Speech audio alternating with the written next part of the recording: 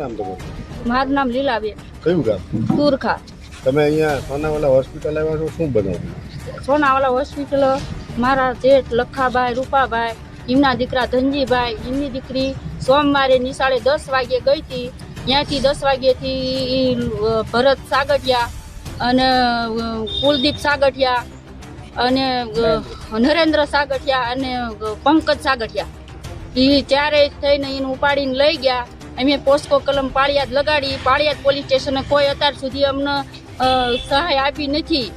અને અમે સવારમાં પોલીસ આવી ત્યારે પણ અમે એમને કીધું હતું, સાહેબે એવું કીધું કે હું અત્યાર સુધી કોલ રેકોર્ડિંગ કાઢવામાં હતો એટલે તમને મદદ કરી શક્યો નથી, પણ તમારે બધું રેકોર્ડિંગ બધું રજી કરીને પછી દીકરીને હાજર કરીને પછી તમને હું જવાબ આપીશ. તો 2 વાગે અમે વાડીએ ગયા હતા, 1 વાગે સવારના વાડીએ ગયા હતા અને વાડીએથી આવી અને અમે ઘરે આવ્યા. 1 વાગે અમે જમવા બેઠા હતા અને ડાયરેક્ટ ઈવડા એ લોકો 5-6 જણા આવી અને ડાયરેક્ટ હુમલો કર્યો. બધાને ઢળીને બહાર કાઢ્યા અને શરીરના ઘા માર્યા. નાગજી ખોડાએ માર્યા, જેઠાણીને શરીરના ઘા મારીને 3-4 વાર ઘા મારીને ઓલું કર્યું. અને કુલદીપ સાગઠિયાએ પણ મારા જેઠના છોકરાના શરીરના ઘા માર્યા, પાછળ ઘા માર્યા, માથામાં ઘા માર્યા. પછી મહેશ ભાઈ લખાભાઈ રહ્યા, એમને પણ માથામાં ઘા માર્યા અને પીઠ પાછળ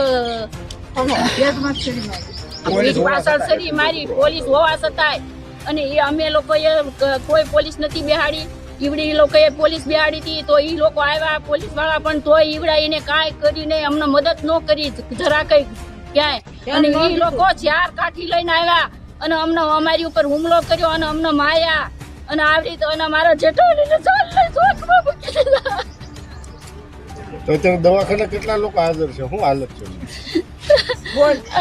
5 જણાને ભાવનગર મોકલ્યા અને એક સિરિયલ કેસ સ્ટોપ થઈ ગયો એ અહીંયા છે અને બીજા બધા અમારા નોખા બધા થોડાક ભાવનગર ગયા છે અને થોડાક અહીંયા છે.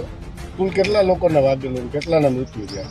1 જણનું મૃત્યુ થયું અને 5 જણાને વાગ્યું છે અને 2 છોકરીઓના ભાવનગર સિરિયસ છે. તો નામ શું મૃત્યુ થયું એમનું નામ? નાની બેન લખાભાઈ પરમાર. કેટલી ઉંમર કેટલી? એમની વર્ષ 60 વર્ષ. શું માંગ શું છે? હવે તમારી માંગણી શું છે?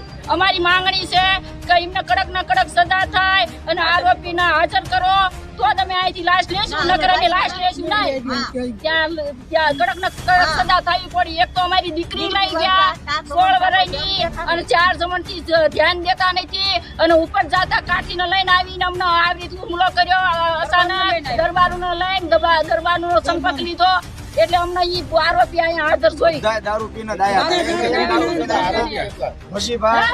આરોપી કુલ કેટલા? આરોપી 7 જણા હતા આરોપી.